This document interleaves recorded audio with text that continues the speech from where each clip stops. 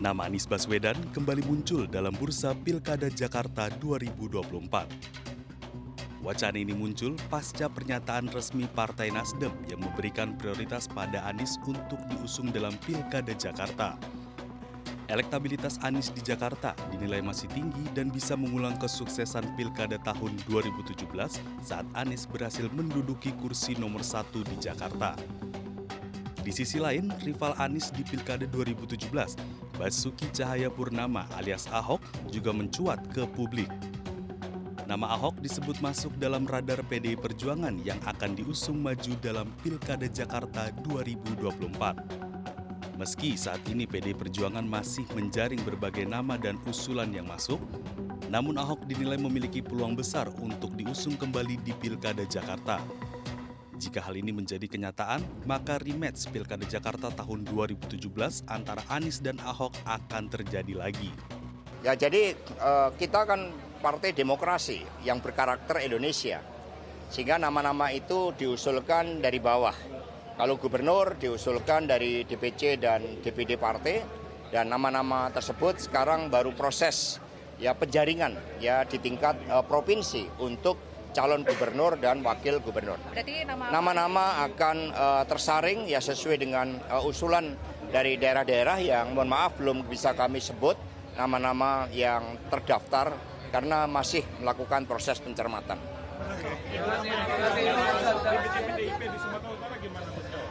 Ya, proses komunikasi politik terus dijalankan terhadap gubernur incumbent, kemudian wakil gubernur incumbent, juga terhadap nama-nama kepala daerah PDI Perjuangan yang memungkinkan untuk ditingkatkan kapasitasnya untuk dicalonkan di tingkat provinsi.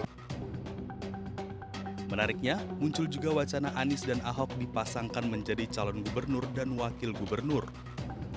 Beberapa kalangan menilai jika Anies dan Ahok berduet di Pilkada Jakarta, di atas kertas mereka akan unggul mutlak dari pasangan calon yang lain. Pilihan ini dinilai realistis untuk meredam potensi polarisasi yang timbul jika Anies dan Ahok harus berhadap-hadapan di Pilkada Jakarta. Kini, partai politik masih menimbang bursa kandidat gubernur Jakarta. Apakah Anies versus Ahok jilid 2 akan terjadi?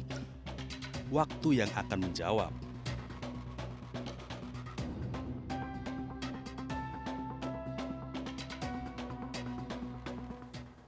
Ya, kita kembali lanjutkan berdialog dengan Mas Ganjar Pranowo. Mas Ganjar, lagi ramai pilkada, kira-kira ada rencana untuk ikut pilkada lagi? Saya harus tahu diri dong.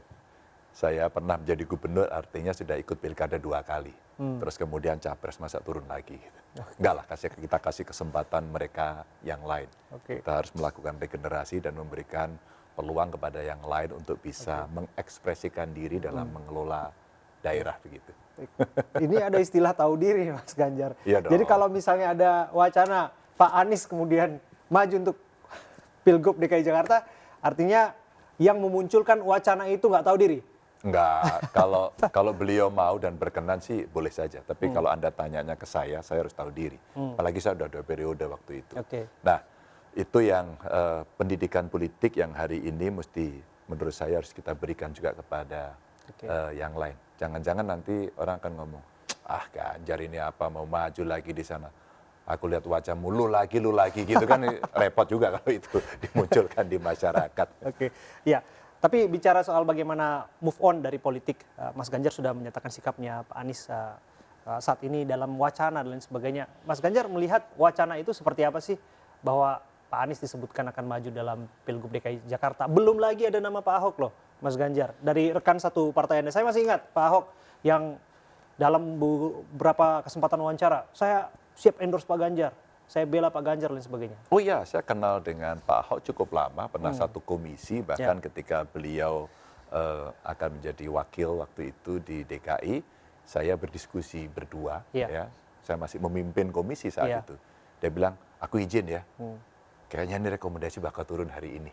Gitu. Dan beberapa detik kemudian, saya lihat di medsos dan betul muncul berita itu. Kalau Pak Ahok saya dukung. Oh ya? Oh iya, kalau Pak Ahok saya dukung. Saya Tunggu tahu sebentar. persis itu. Mas Ganjar mendukung Pak Ahok untuk berkiprah lagi di Pilgub DKI Jakarta? Saya setuju. Saya tahu persis kawan itu bagaimana bekerja.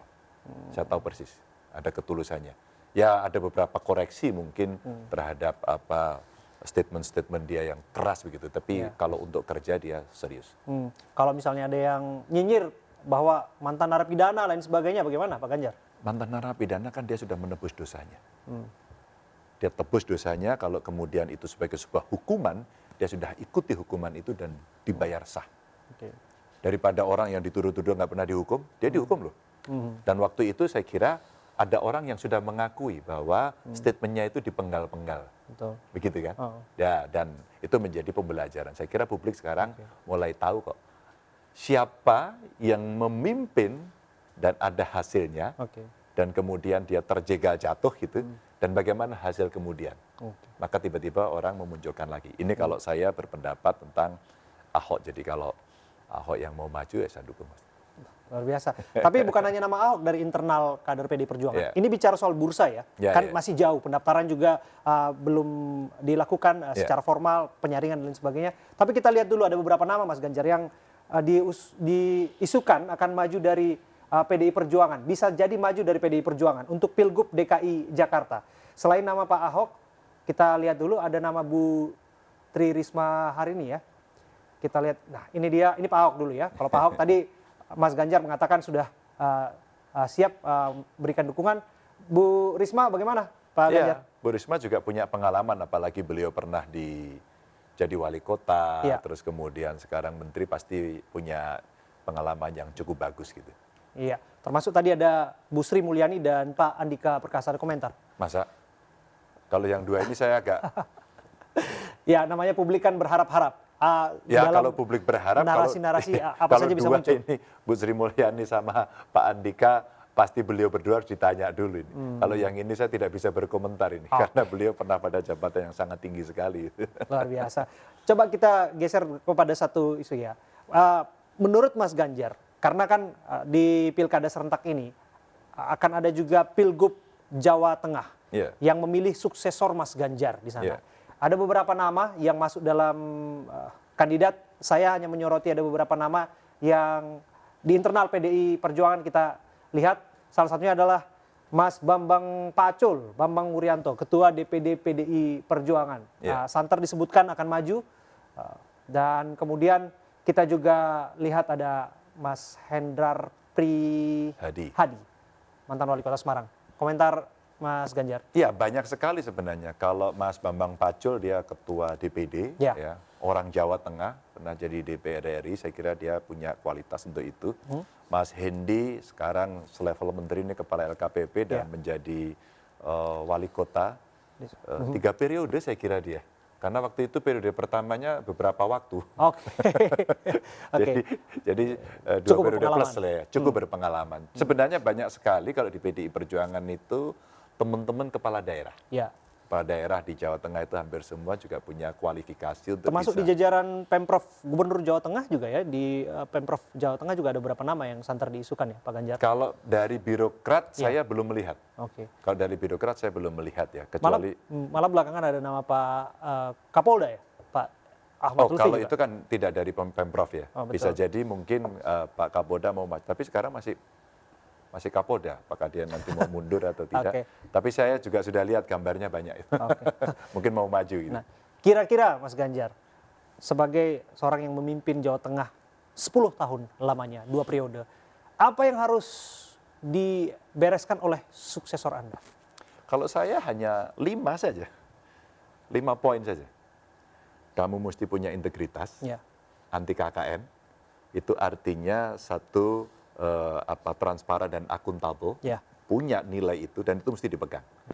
Yang 3 ini melayani masyarakat dengan mudah, murah dan cepat. Yang lain akan lebih mudah karena ini membentuk karakter.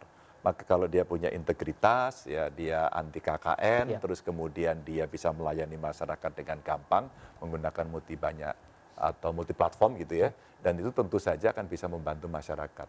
Respon-respon cepat pada masyarakat inilah yang hari ini masyarakat menunggu bahwa itu real, bahwa kami bisa mengakses, kami bisa menyentuh, kami bisa mengeluh, dan kemudian kami mendapatkan respon.